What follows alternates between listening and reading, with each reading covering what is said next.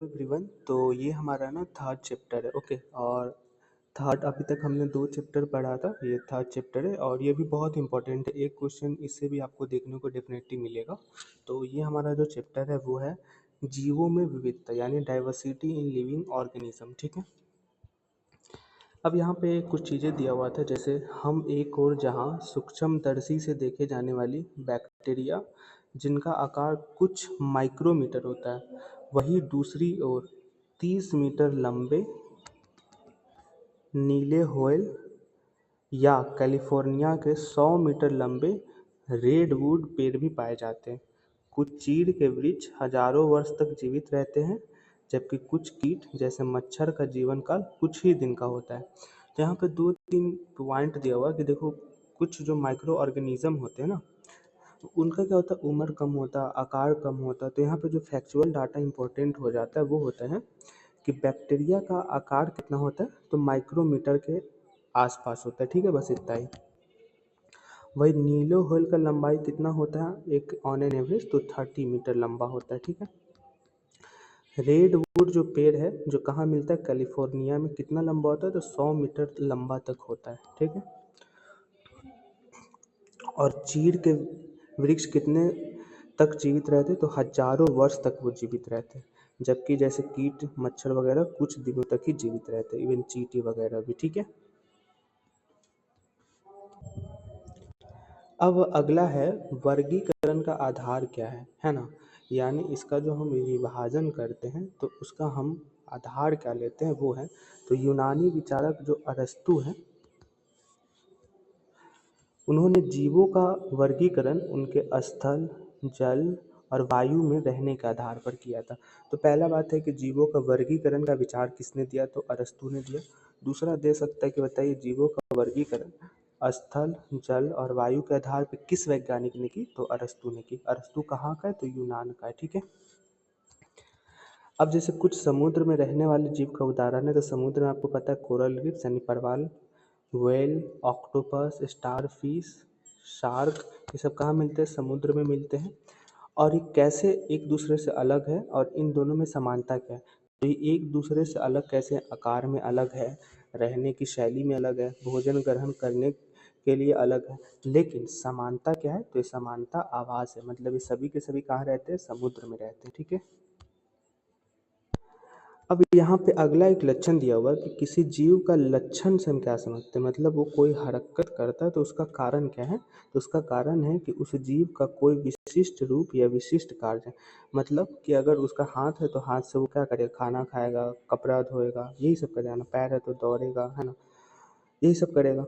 उदाहरण के लिए इसमें दिया हुआ है कि एक हाथ में 5 उँगलियाँ होती हैं। क्यों होती है, क्योंकि वो उसका लक्षण है। लक्षण है कि 5 उँगलियों से ही प्राकृतिक ने हमें बनाया और उसी के द्वारा हम कार्य करते हैं। ठीक है। ये डायरेक्ट दे देगा कि बताइए किसी जीव में लक्षण से तात्पर्य क्या है, तो उसका लक्षण से तात्पर्य है कि उस जीव का कोई विशिष्ट रूप या विशिष्ट कार्य है। देख सकता है, बहुत, ये तो बीपीएससी का फेवरेट है ये सब क्वेश्चन। अब यहाँ पे एक और इम्पोर्टेंट कॉन्सेप्ट है कि पौधों का शरीर भोजन बनाने की क्षमता अनुसार विकसित होता है। मतलब कि पौधा जितना ज़्यादा प्रकाश संश्लेषण की क्रिया के द्वारा भोजन बनाएगा ना, उसी के हिसाब से उसका शरीर बढ़ेगा, उसी के हिसाब से उसका मोटाई बढ़ेगा, उसी के हिसाब से उसका ब्रांचेज निकलेगा, उसी के हिसाब से उसके पत्ते बनेंगे, है ना, इस तरीके से होगा। लेकिन जंतुओं का शरीर बाहर से भोजन करने के अनुसार होता है। मतलब हम जितना बाहर से भोजन करेंगे, मतलब कोई बर्गर खाएगा, है ना, कोई घास खाएगा, बकरी वगैरह, है ना, कोई मीट खाएगा, तो इसके आधार पे जंतुओं का शरीर का बनावट बढ़ता है। ये लग रहा है इजी, बट अगर आपको याद नहीं रहेगा ये सब चीज़ें तो एग्जाम में गलत मार्क क्या होगा। तो क्या समझे कि पौधों का शरीर कैसे बढ़ता है, तो उसका प्रकाश संश्लेषण के माध्यम से जो भोजन बनाता है। मतलब वो जितना ज़्यादा भोजन बनाएगा वो उतना ज़्यादा मोटा होगा, उतना ज़्यादा लंबा होगा, उतना ज़्यादा ब्रांचेज बनाएगा, उतना ज़्यादा उसमें पत्ती आएगी। ठीक है। बट मनुष्य क्या है, जितना ज़्यादा वो बाहर से खाएगा, चावल खाए, दाल भात, उसके अलावा बकरी, ये भी जंतु में है, तो जितना ज़्यादा वो घास फूस खाएगा, खस्सी, भैंस, गाय, जो जितना खाएगा उतना उसको शरीर का आकार बनेगा। अगला है कि शरीर की बनावट के दौरान जो लक्षण पहले दिखाई पड़ते हैं उन्हें मूल लक्षण कहते हैं। मतलब जो शरीर शुरुआती दौर में जैसे मोटा होता है, जैसे एक मानव है, ठीक है ना, एक मानव है, तो इसका शरीर अगर इधर से फूलेगा तो जो शुरुआत में जो इसका बॉडी का संरचना बन रहा है ना, तो वो क्या उसका मूल लक्षण है। और एक समय बाद आपको पता है कि शरीर की बनावट रुक जाती है ना। जैसे आप यंग हो जाओगे तो हाइट नहीं बढ़ा है ना, लेकिन जब बचपन में वो हाइट बढ़ा तो क्या है वो उसका मूल लक्षण है। तो पूछा कि बताइए शरीर का मूल लक्षण किस रूप में परिभाषित होता है। आजकल पूछता है परिभाषित करना, डिफिनीशन क्या है, मतलब क्या है। तो आपको पता होना चाहिए कि जो शरीर के बनावट के दौरान जो लक्षण दिखाई पड़ते हैं वही मूल लक्षण है शरीर का, ठीक है। अगला है कि जैव विकास की अवधारणा सबसे पहले किसने दी, तो चार्ल्स डार्विन ने दी, ठीक है। किसमें दी, तो द ओरिजिन ऑफ स्पीसीज नामक पुस्तक में। मतलब एग्जाम में पूछा कि बताइए जैव विकास की अवधारणा किसने दी, पहला क्वेश्चन तो चार्ल्स डार्विन ने दी। दूसरा पूछा कि बताइए जैव विकास की अवधारणा चार्ल्स डार्विन ने किस पुस्तक में दी, तो द ओरिजिन ऑफ स्पीसीज में। अब अगला जो कॉन्सेप्ट है वो है वर्गीकरण समूह का जो संरचना जो अलग अलग वैज्ञानिकों ने दिया, उसमें क्या अर्नेस्ट हाक्ले ने दिया था, रॉबर्ट विटकर ने दिया था, कार्ल वोस ने दिया था। इन सब ने क्या किया था कि किंगडम मतलब जो जंतु समूह है उसका विभाजन किया था कि इसमें होगा फंगस, इसमें होगा प्रोटेस्टा, इसमें होगा अमीबा, है ना, इसमें फंगस। तो इस तरीके से उन्होंने बांटा था, ठीक है। इसी में एक वैज्ञानिक है जिनका नाम है रॉबर्ट विटकर। इन्होंने वर्गीकरण यानी किंगडम का जो वर्गीकरण किया, क्लासिफिकेशन किया, वो कितने पार्ट में किया, तो 5 पार्ट में। कौन कौन किया, मोनेरा, प्रोटेस्टा, फंजाई, प्लांटी और एनिमिलिया। तो एग्जाम में पूछा कि बताइए विटकर ने निम्न में से किंगडम का वर्गीकरण या जगत का वर्गीकरण कितने माध्यम से किया, 5, या उसके अलावा दे देगा इनका नाम और पूछेगा इनमें से कौन है, इनमें से कौन नहीं है। तो आपको हर याद रखना है कि मोनेरा, प्रोटिस्टा, फंजाई, प्लांटी और एनोमिलिया। उसके अलावा कार्ल वोस ने क्या किया, तो उन्होंने मोनेरा जगत को आर्की बैक्टीरिया कहा और यूकी बैक्टीरिया में बांट दिया। तो एग्जाम में पूछे कि बताइए वो कौन सा वैज्ञानिक है जिसने मोनेरा जगत को आर्की बैक्टीरिया और यू बैक्टीरिया में बांटा, तो वो हमारे थे कार्ल वोस। अब देखो कुछ और चीज़ें हैं कि एक मोटे अनुमान के हिसाब से पृथ्वी पर जीवों का कितना करीब प्रजाति पाया जाता है, तो 1 करोड़ के हिसाब से, ठीक है। और सबसे ज़्यादा कहाँ पाया जाता है, तो पृथ्वी पर कर्क और मकर रेखा के बीच में जो क्षेत्र है जहाँ पे गर्मी गर्मी और नमी वाला भाग होता है, मतलब वहाँ पे गर्मी भी ज़्यादा होता है, बारिश भी होता है। हमने आपको पढ़ाया भी था ज्योग्राफी में कि ये वाला जो क्षेत्र है इक्वेटर वाला क्षेत्र है ना, यहाँ पे सूरज का डायरेक्ट पड़ता है ना प्रभाव, ठीक है। तो डायरेक्ट यहाँ पे सूरज का प्रभाव पड़ा, इसलिए यहाँ पे ज़्यादा गर्मी में होगा। ज़्यादा गर्मी होगा तो वेपराइजेशन की क्रिया ज़्यादा होगी, ज़्यादा क्रिया होगी तो ज़्यादा बारिश होगी। तो इसलिए सबसे ज़्यादा कहाँ पे पाया जाएगा, पौधे और जंतुओं की विविधता, तो कर्क रेखा और मकर रेखा के बीच में। कर्क और मकर दोनों याद रखिएगा, एग्जाम में दोनों दे देगा, आप एक मार के चले आइएगा, इसलिए सब याद रखिएगा। और इस क्षेत्र को हम क्या कहते हैं, तो मेगा डाइवर्सिटी क्षेत्र कहते हैं, ठीक है। अगला है कि वर्गीकरण का आधारभूत इकाई क्या है, तो जाति यानी स्पीसीज। तो पूछा है कि what is the classification of the unit of species, है ना। ये पूछेगा कि यूनिट क्लासिफिकेशन ऑफ यूनिट क्या है, तो जाति यानी स्पीसीज है, ठीक है। वर्गीकरण का इकाई क्या है, तो जाति या स्पीसीज है, ठीक है। अब जो हमने किंगडम को बांटा था उसमें एक एक करके हम देखते हैं उसका विशेषता। तो पहला हमारे पास है मोनेरा। तो इन जीवों में न तो संगठित केंद्रक होता है और न ही कोशिकांग होता है और न ही उनके शरीर बहुकोशिक होते हैं। मतलब मोनेरा क्या है कि एक कोशिकीय जीवों का समूह है, ठीक है।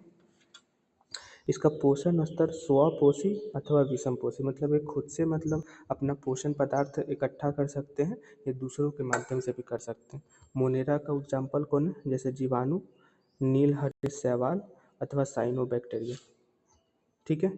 और साथ में माइकोप्लाज्मा। तो ये चारों आप नाम याद रखिएगा। सीधे पूछेगा कि निम्न में से मोनेरा का उदाहरण कौन है, तो आपको पता होना चाहिए जीवाणु यानी बैक्टीरिया, नीलहरित शैवाल यानी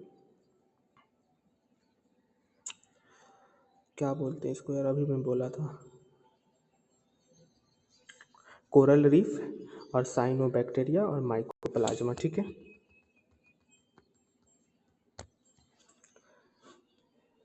ये आपका मोनेरा का वो है, क्या बोलते हैं, इमेज है।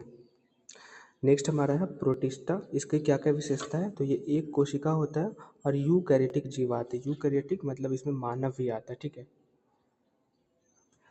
इसके जीवों में गमन के लिए सीलिया फ्लैजेला नामक संरचनाएं पाई जाती है। ठीक है, यह भी स्वपोषी और विषमपोषी दोनों होते हैं, मतलब ये भी खुद से खाना बना सकते हैं, दूसरों के माध्यम से भी अपना पोषण पदार्थ की पूर्ति कर सकते हैं। इसमें कौन होते हैं, तो एक कोशिकीय शैवाल होते हैं, डाइटम होते हैं और प्रोटोजोआ होते हैं। ठीक है,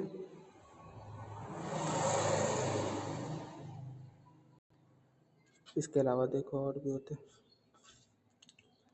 इसके अलावा इसमें अमीबा भी होते हैं। ठीक है ना, अमीबा भी किसका उदाहरण है, तो प्रोटिस्टा का है। ठीक है, बहुत है ना। चलो नेक्स्ट हमारा देखते हैं फंजाई। ओके, इसकी विशेषताएं क्या है, तो ये विषम पोषी यूकैरियोटिक जीव है। यह पोषण के लिए सड़े गले कार्बनिक पदार्थ पर निर्भर रहते हैं, इसलिए इन्हें मृतजीवी कहते हैं। तो एग्जाम में पूछेगा कि वह कौन सा जगत है जो मतलब पोषण के लिए सड़े गले कार्बनिक पदार्थ पर रहता है निर्भर, तो वो हमारा फंजाई है। और कौन इसे मृतजीवी किसे कहते हैं, तो फंजाई को ही कहते हैं। फंजाई अथवा कवक, इसको हम फंगस भी बोलते हैं ना, फंगस को हम कवक भी बोलते हैं। तो इसमें काइटिन नामक जटिल शर्करा रहता है। ठीक है ना, इसी से इसका भित्ति का निर्माण होता है। तो पूछेगा कि बताइए काइटिन नामक जटिल शर्करा किसमें पाया जाता है, तो फंगस, कवक, फंजाई, जो भी ऑप्शन में दिया है उसके हिसाब से। जैसे कुछ इसके उदाहरण है, ईस्ट मशरूम है ना, ये देखो ईस्ट मशरूम, मशरूम का नाम क्या है, स्पर्लिजिस क्या है। अच्छा, उतना नहीं याद रखना, वैज्ञानिक नाम याद करते करते आदमी पागल हो जाएगा। इसलिए ईस्ट मशरूम किसका उदाहरण है, तो फंगस का। ठीक है,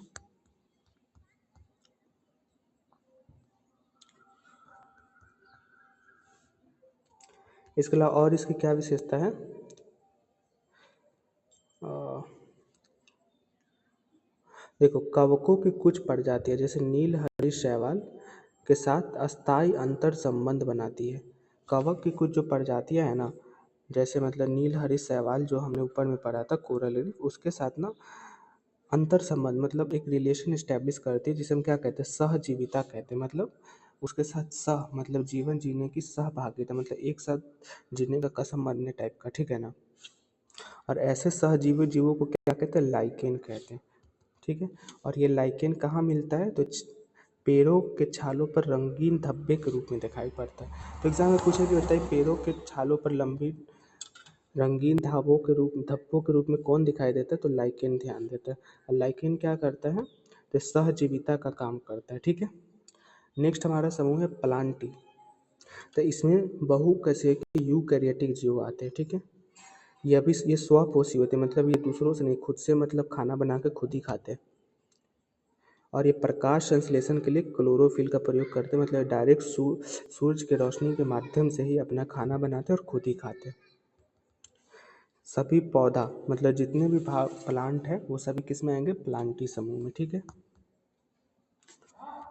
ये एक बार इमेज देख लीजिए।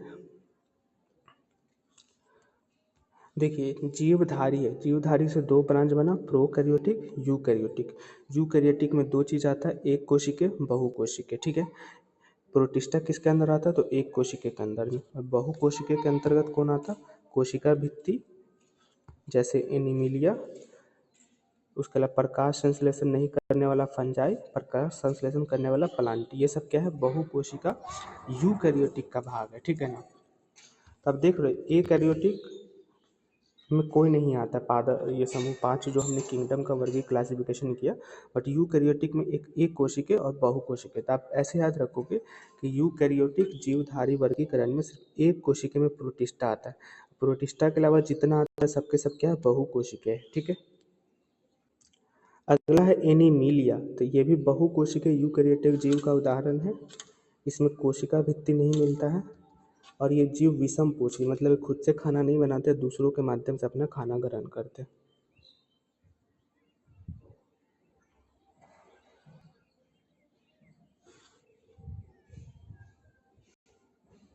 प्लांटी हमने देख लिया, अगला देखते हैं थैलोफाइटा।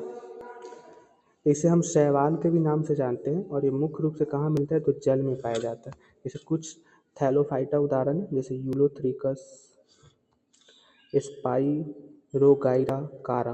पूछेगा एग्जाम में कि बताइए वो कौन सा जगत समूह का उदाहरण है जो मतलब मुख्य रूप से जल में मिलता है, तो उसे हम थाइलोफाइटा कहेंगे। और उत्तर देगा कि निम्न में से थाइलोफाइटा का उदाहरण कौन है, तो यूलोथ्रिकस, स्पाइरोगैरा और कारा। ठीक है।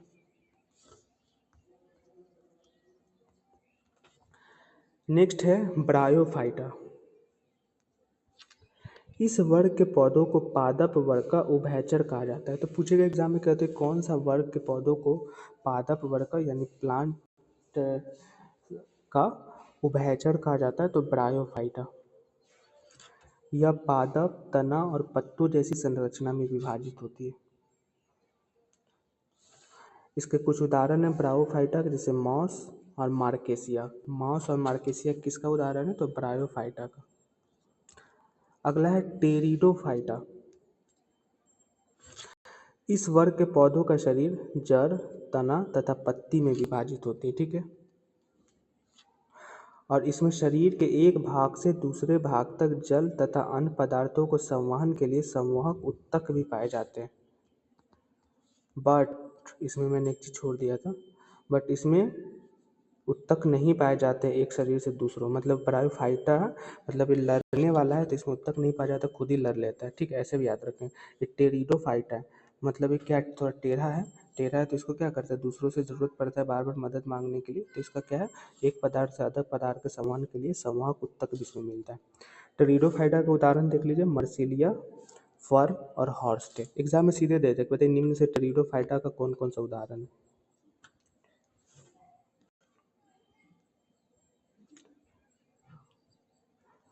इनमें बीज उत्पन्न करने की क्षमता नहीं होती, मतलब ये सिर्फ तना, पत्ती तथा जड़ ही पैदा कर सकता है, बट ये बीज उत्पन्न नहीं कर सकता कि दूसरा पेड़ भी इसे बनाया जा सकता है। इसलिए इसे हम क्या कहते हैं, क्रिप्टोगैम कहते हैं। तो पूछे एग्जाम में कि क्रिप्टोगैम किसे कहते हैं, पूछेगा एग्जाम में कि बीज उत्पन्न करने के निम्न में से किसमें क्षमता नहीं, इस तरीके से पूछेगा। और पूछे कि बताइए जिनमें जिनमें जनक उत्तरपूर्ण करने के बाद बीज उत्पन्न करने की क्षमता, उसे क्या कहते हैं, तो फैनरोगैम। दो टर्म है, एक है कि जिसमें बीज उत्पन्न करने की क्षमता नहीं है उसे हम क्या कहते हैं, क्रिप्टोगैम, और एक जिसमें बीज उत्पन्न करने की क्षमता उसे क्या कहते हैं, फैनरोगैम। ठीक है। और इस सबका सब उदाहरण किसका है, तो टेरिडोफाइटा का। अब यहाँ पे कुछ और टर्म है, जैसे जिम्नोस्पर्म। स्पर्म दिया हुआ है तो नग्न बीज उत्पन्न करने वाला पौधा, जिम्नोस्पर्म। जिम में रहता है, नग्न है मतलब नंगा होगा, स्पर्म मतलब जिसके पास स्पर्म है। ठीक है। तो जिम में क्या कहता है, मैक्सिमम लोग हाफ पैंट या गंजी में ही रहता है, तो वो क्या नग्न नग्न ही माना जाता है उसको भारतीय संस्कृति के हिसाब से। तो इस तरीके से याद करेंगे कि नग्न बीज उत्पन्न करने वाला पौधा। अगला एंजियोस्पर्म, फल के अंदर बंद बीज उत्पन्न करने वाले पौधे। तो यहाँ पे स्पर्म इसमें भी दिया हो, तो इससे होगा कि चलो ये बीज उत्पन्न करने हो, तो एनजीओ, एनजीओ से क्या याद रखेंगे, एप्पल। ठीक है। एप्पल क्या है, फल है, तो फल के बीज के अंदर, एप्पल के अंदर में रहता है ना बीज। चलो नेक्स्ट। अगला है जिम्नोस्पर्म। तो ये तो हो ही गया। जिम्नोस्पर्म के कुछ उदाहरण याद रखिएगा, जैसे पाइनस, साइकस। ये देखो पाइनस साइकस यानी खजूर का पेड़ है, बस इतना जानिए। ये कहाँ होता है, तो खजूर के पेड़ पता ही है कि बहुवर्षीय सदाबहार तथा काष्ठीय वन में मिलता है। देख लो ना, नंगा है, इसमें कहीं पे कुछ है, ये देखो ये नंगा वाला भाग है ना, ये भी नंगा वाला भाग, बट इसके यहाँ पे खजूर है, तो इसको कहते हैं जिम्नोस्पर्म। अभी हमने ऊपर में भी बताया। अब यहाँ पे एक बहुत अच्छा चीज़ दिया हुआ है, पादपों का वर्गीकरण से संबंधित एक दिया हुआ है। तो पादप जो शरीर बिना विभेदन का होता है उसे हम क्या कहते हैं, थाइलोफाइटा। और जो विभेदित पादप शरीर के साथ होता है उसके जो एग्जाम्पल, जैसे बिना संवहनी उत्तक के ब्रायोफाइटा, बीज रहित मतलब जिसमें बीज नहीं होता टेरिडोफाइटा, संवहन उत्तक सहित बीज उत्पादित करने वाला जैसे फैनरोगैम, फलों को बंद बीज वाला एंजियोस्पर्म, नग्न बीजी जिम्नोस्पर्म। ठीक है। एक बीज पत्र वाला बीज एक बीज पत्री, दुई बीज वाला बीज दुई बीज पत्री। ठीक है। अब देखिए एनिमेलिया। एनिमिलिया क्या है, तो इस वर्ग में यूकैरियोटिक, बहुकोशिकीय और विषम पोषी जीव जो आते हैं उसे हम एनिमिलिया कहते हैं। इसमें भी कोशिका भित्ति नहीं होती। अगला है पोरीफेरा। ये अचल जीव है जो किसी आधार में चिपके रहते हैं, उसे क्या कहते हैं, पोरीफेरा।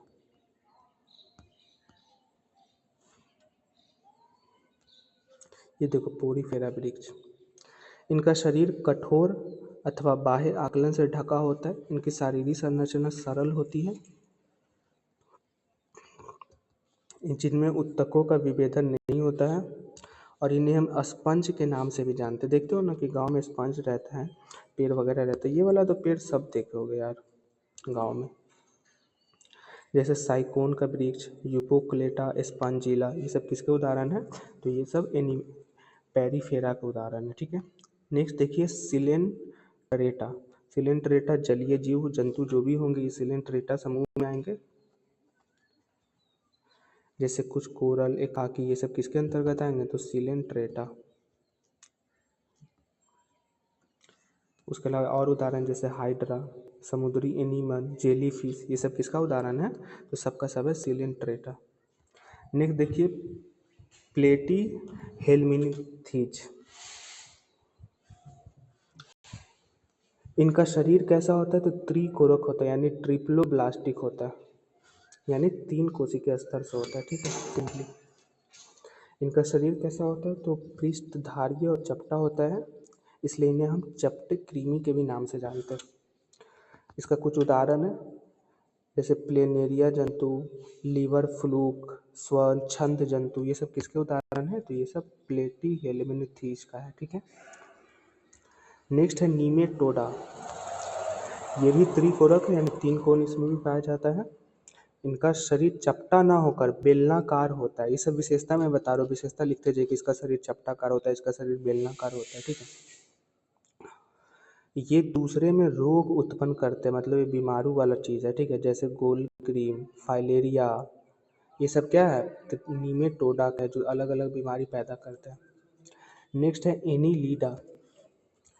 ये भी क्या होते हैं? त्रिकोरिक होते हैं, और ये जलीय और लवणीय और अलवणीय दोनों क्षेत्र में पाए जाते हैं। इनमें संवहन, पाचन, उत्सर्जन और तंत्रिका तंत्र भी मिलता है। ठीक है, और ये जलीय और स्थलीय दोनों क्षेत्र में मिलता है। जैसे उदाहरण केंचुआ जल और स्थल दोनों में मिलता है, नेरिस जल और स्थल दोनों में मिलता है, जोंक जल और स्थल दोनों में मिलता है। सीधे पूछ देगा बेटे निम्न में से जल और स्थल दोनों क्षेत्र में मिलता है, कि दे देगा केंचुआ, नेरिस, जोंक, सांप सब दे देगा। ठीक है ना, तो इस तरीके से आपको याद रखना, बट जो एनसीईआरटी में दिया उसी के हिसाब से जाना है। पूछ देगा कि बेटे केंचुआ, नेरिस, जोंक किस वर्ग का समूह है? तो एनिलिडा। ये देख सकते हैं, सब फोटो देख लीजिएगा अपना पीडीएफ में। नेक्स्ट है ऑर्थोपोडा। जंतु जगत का सबसे बड़ा संघ है, पूछेगा एग्जाम में कि जंतु जगत का सबसे बड़ा संघ कौन है? तो ऑर्थोपोडा। जैसे झींगा, तितली, मक्खी, मकड़ी, बिच्छू, केकड़ा, ये सब किस समूह का भाग है? तो ऑर्थोपोडा। ये सब फोटो देख लीजिए। नेक्स्ट है मोलास्का। इसमें द्विपार्श्व संयुति पाई जाती है, और इसमें कवच पाया जाता है जो इसके शरीर की रक्षा करता है। इसमें खुला संवहनीय तंत्र तथा उत्सर्जन के लिए गुर्दे जैसे आकार होते हैं, जैसे घोंगा, सीप। ठीक है, ये सब किसका? मोलास्का का उदाहरण है, और इसमें कवच पाया जाता है। उसके अलावा और भी दिया हुआ है ऑक्टोपस, काइटोन, यूनियो, ये सब क्या है? सब के सब मोलास्का का भाग है। सीधे एग्जाम में पूछा है कि निम्न में से वो कौन सी जंतु है जिसमें कवच पाया जाता है? दे देगा काइटोन, ऑक्टोपोडस, घोंगा, सीप। तो आपको पता रहेगा तब ना मारोगे। पूछ देगा कि बताइए घोंगा, सीप, ये सब किसका उदाहरण है? तो मोलास्का का। नेक्स्ट है इकाइनोडर्मेटा। इसमें कांटा होता है, मतलब एक कांटों से आच्छादित होता है। ठीक है ना, इसमें विशिष्ट जल संवहन नाल तंत्र पाया जाता है, जिससे इसे चलने में सहायता मिलता है। ठीक है, चलन में सहायता मिलता है। इनमें कैल्शियम कार्बोनेट का कंकाल एवं कांटा पाया जाता है। वेरी वेरी इंपॉर्टेंट, पूछ देगा कि निम्न में से बताइए किसमें कैल्शियम कार्बोनेट का कंकाल पाया जाता है? तो इकाइनोडर्मेटा में। इसके कुछ उदाहरण जैसे स्टार फिश, समुद्री अर्चिन, है ना, समुद्री खीरा, पंख तारा, ये सब क्या है? इकाइनोडर्मेटा का उदाहरण है।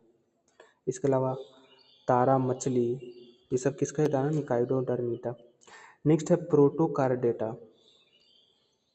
ये भी त्रिकोरिक होता है, देह गुहा युक्त जंतु होता है। इसमें कुछ शारीरिक लक्षण होते हैं जैसे कि नार्टोकोड। ये भी मुख्यतः आपको समुद्री जंतु में मिलता है, जैसे बैलन ग्लासेज में, हार्डेमिनिया में, एम्फीसिको में। अब देखो सब याद रहे चलेंगे, जो जो इंपॉर्टेंट है वो सब तो याद रखना ही पड़ेगा, जैसे शीप वाला, खीरा वाला, जेलीफिश वाला, तो ये सब तो समूह आपको याद रखना ही पड़ेगा। नेक्स्ट है वर्टिब्रेटा, जिसे हम कशेरुकू के नाम से भी जानते हैं। इन जंतुओं में वास्तविक मेरुदंड यानी अंतःकार कंकाल पाया जाता है। इन्हीं के कारण जंतुओं में पेशियों का वितरण होता है। तो एग्जाम में पूछेगा निम्न में से किसके कारण जंतुओं में पेशियों का वितरण होता है, तो कशेरुकू या वर्टिब्रेटा के कारण। इसमें क्या क्या लक्षण होता है, तो नार्टोकोड होता है, मेरुरज्जु होता है, त्रिकोणिक शरीर होता है, देह गुहा होता है। ये सब क्या मोर देन वन वाला ऑप्शन में ये सब क्वेश्चन आएगा। नेक्स्ट है मत्स्य समूह, ठीक है। ये समुद्र और मीठे जल दोनों जगह में पाया जाता है। पहला विशेषता, इनकी त्वचा सल्क यानी स्केल्स या प्लेटों से ढकी होती है। सीधे पूछे होता है किसकी त्वचा शल्क से ढकी होती है, तो मछलियों की। ये सब डायरेक्ट मैं बता रहा हूँ, आप लिखते चलना। ये अपनी मांसल पूंछ के प्रयोग तैरने के लिए करते हैं, ठीक है। श्वसन क्रिया के लिए क्लोम पाए जाते हैं, जो विलीन ऑक्सीजन का उपयोग करता है। ये असमतापी होते हैं। इनका हृदय द्विकक्षीय होता है, मतलब दो ठो इसमें कक्ष होता है। ये अंडे देती हैं। कुछ मछलियों में कंकाल केवल उपस्थिति का बना होता है, उसका कौन सा उदाहरण है, शार्क। एग्जाम में पूछेगा, मस्ट इंपॉर्टेंट है कि किस मछली में कंकाल केवल उपास्थि का बना होता है, तो शार्क। और जिसमें कंकाल अस्थि का बना होता है वो कौन है, रोहू मछली और ट्यूना मछली। अब देखिए एम्फीबिया माने जल स्थल चर, मतलब जो जल और स्थल दोनों में मिलता है, उसका उदाहरण देखिए। इसमें शल्क नहीं मिलता है, शल्क मछलियों में मिलता था, इसमें शल्क नहीं होता है, ठीक है। इनकी त्वचा पर ससेलम ग्रंथियां पाई जाती है और हृदय इनका त्रिकक्षीय होता है, बट मछलियों का द्विकक्षीय होता है, ठीक है। ये श्वसन कैसे, मतलब सांस कैसे लेते हैं, तो क्लोम तथा फेफड़ों के द्वारा लेते हैं। कौन है ऐसे उदाहरण, जैसे मेढक, सेलामेंडर, टोड, ठीक है। ये सब क्या है, जल स्थल चर, जो जल और स्थल दोनों पे रहते हैं। एग्जाम वेरी वेरी इंपॉर्टेंट है, पूछ देगा कि निम्न में से श्वसन क्लोम और अथवा फेफड़ा के द्वारा कौन लेता है। पूछ देगा किसमें निम्न में से सल्क नहीं होता है, किसकी त्वचा पर ससेलम ग्रंथियां पाई जाती है, किनका दिल त्रिकक्षीय होता है। जैसे आपको पता होगा तब ना, मरो कि मेढक, सेलामेंडर, टोड आदि में होता है। नेक्स्ट है सरीसृप। ये क्या असमतापी, मतलब ये इसको इनको भी तापमान की जरूरत नहीं होती, मतलब ये भी गर्मी ठंडा कहीं भी रह सकते हैं, ठीक है। और इनका भी शरीर सल्कों द्वारा ढका होता है, जिस तरीके से मछलियों का ढका होता है। और सांस कैसे लेते हैं, तो फेफड़ों के द्वारा रहते हैं। इनमें भी कितना कक्षा होता है दिल का, तो त्रिकक्षा यानी 3 कक्षा होता है।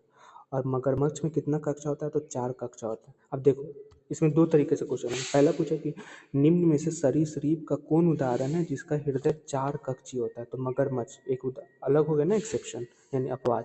और पूछ देगा निम्न में से सरीसृप का कौन उदाहरण है जिसमें त्रिकक्षीय होता है, और उसमें मगरमच्छ में दे देगा, तो मगरमच्छ नहीं मारना है, क्योंकि सरीसृप है वो, लेकिन उसमें 4 कक्षीय होता है, ठीक है ना। उसमें दिल कितना होता है, 4 कक्षीय। दो तरीके से क्वेश्चन, पहला अगर पूछेगा कि बताइए निम्न में से सरीसृप का उदाहरण कौन है, तो वो तो आप मार दोगे कि मगरमच्छ, कछुआ, सांप, छिपकली सब।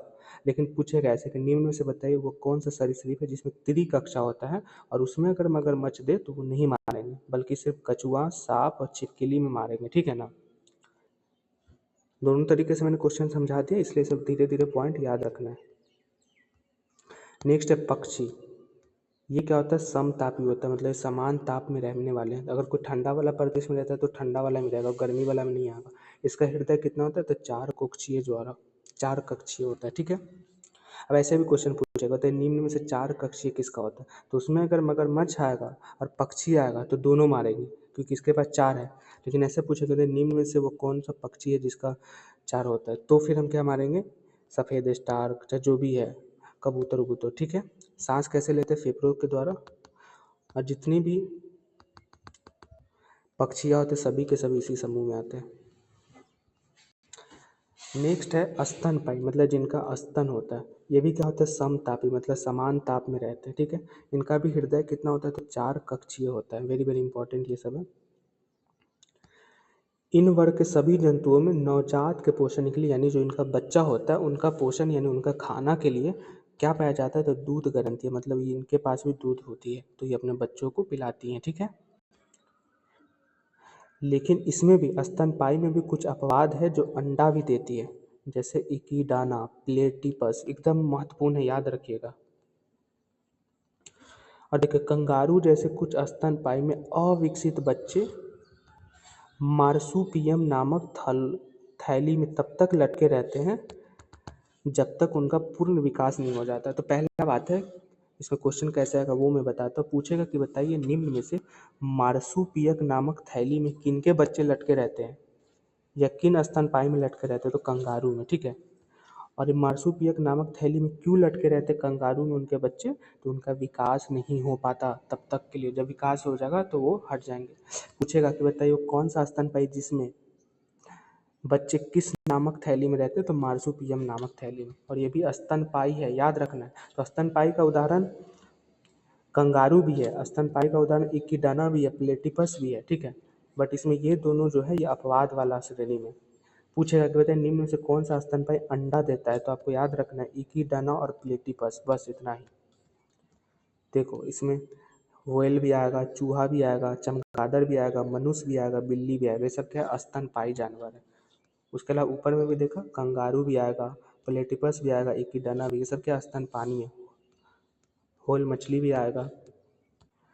अब जो जीव है वो कैसे जाना जाता है, तो वो अपने वैज्ञानिक नाम से जाना जाता है, ठीक है। जैसे मानव को क्या कहते हैं, होमोसेपियंस, तो होमोसेपियंस वैज्ञानिक नाम है। तो कहीं भी लिखा होगा तो होमोसेपियंस लिखाएगा, मानव नहीं लिखाएगा, ये ह्यूमन नहीं लिखाएगा, ठीक है। और ये किसने दिया था ये वैज्ञानिक पद्धति जिससे सभी का नाम वैज्ञानिक नाम होता है, तो कैरोलिस लिनियस, यानी लिनियस के द्वारा ही ये वर्गीकरण दिया, जिसके आधार पे हम क्या करते हैं, वैज्ञानिक आधार पे। तो पूछे एग्जाम में बताए वो कौन सा वैज्ञानिक है जिसके आधार पर हम वैज्ञानिक नाम किसी भी जीव जंतु या पादप को देते हैं, तो वो कैरोलिस लिनियस का आधार पे, ठीक है, उन्होंने किया था। ये देखिए जंतुओं का वर्गीकरण का बहुत अच्छा फोटो दिया हुआ है।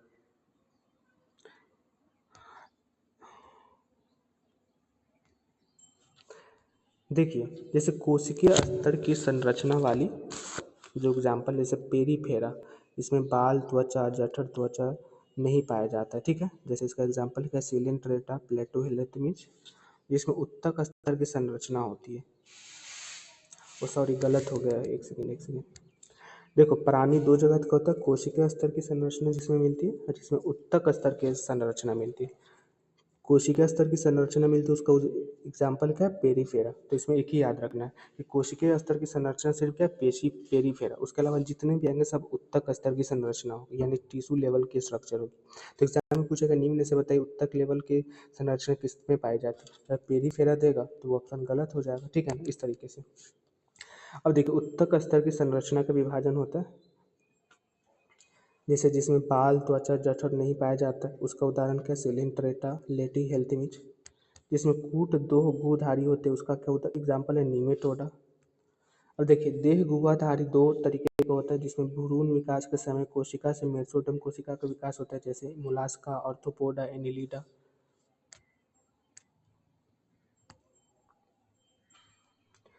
अब देखो बाकी जरूरत नहीं है याद करने का, बाकी छोड़ देते हैं। अब देखो वैज्ञानिक नाम जो पड़ता है किसी भी जैसे मानव का ही पड़ा होमोसेपियंस है ना, उसके बाद किसी पक्षी का नाम पड़ेगा, किसी का कुछ पड़ेगा, तो कैसे पड़ता है, तो पहला बात है कि जीनस का नाम अंग्रेजी के बड़े अक्षर से शुरू होना चाहिए। मतलब अगर हम होमोसेपियंस लिखेंगे ना तो इसका शुरू डबल एज, नहीं कि ये वाला एज, ठीक है, पहला समझ में। प्रजाति का नाम छोटे अक्षर से शुरू करेंगे, ठीक है। और छपे हुए रूप में वैज्ञानिक नाम इटैलिक से लिखा जाएगा, मतलब हम कभी भी होमोसेपियंस लिखेंगे तो अंग्रेजी में नहीं लिखेंगे बल्कि इटैलिक भाषा में लिखेंगे। जब इन्हें हाथ से लिखा जाता है तो हम इसे जीनस कहते हैं, ठीक है। अब कुछ चीज़ें जो है, जैसे आपको पता है कि उपरोक्त के आधार पर सभी जीवों को कितने भागों में बांटा जाता है, मोनेरा, प्रोटिस्टा, कवक, प्लांटी और एनिमिलिया के आधार पर। जीवों का वर्गीकरण किसके आधार पर करते हैं, तो उनके विकास के आधार पर करते हैं। जिनका शारीरिक जटिलता होता है उनके कितने आधार पर करते हैं, तो प्लांटी और एनिमिलिया के आधार पर, यानी प्लांटी से प्लांट, एनिमिलिया से एनिमल। पौधों को हम कितने वर्ग में बांटते हैं, तो 5, शैवाल, ब्रायोफाइटा, टेरिडोफाइटा, जिम्नोस्पर्म और एंजियोस्पर्म, जो हमने ऊपर में देखा। जंतुओं को कितने फाइलम में बांटते हैं, तो 10, बस 10 याद रखना, उतना याद नहीं रख पाओगे। द्विपद्धति नाम में पहला नाम क्या होता है, जीनस, और दूसरा नाम क्या होता है, स्पीसीज। और अभी हमने देखा कि इसका इकाई क्या होता है, स्पीसीज।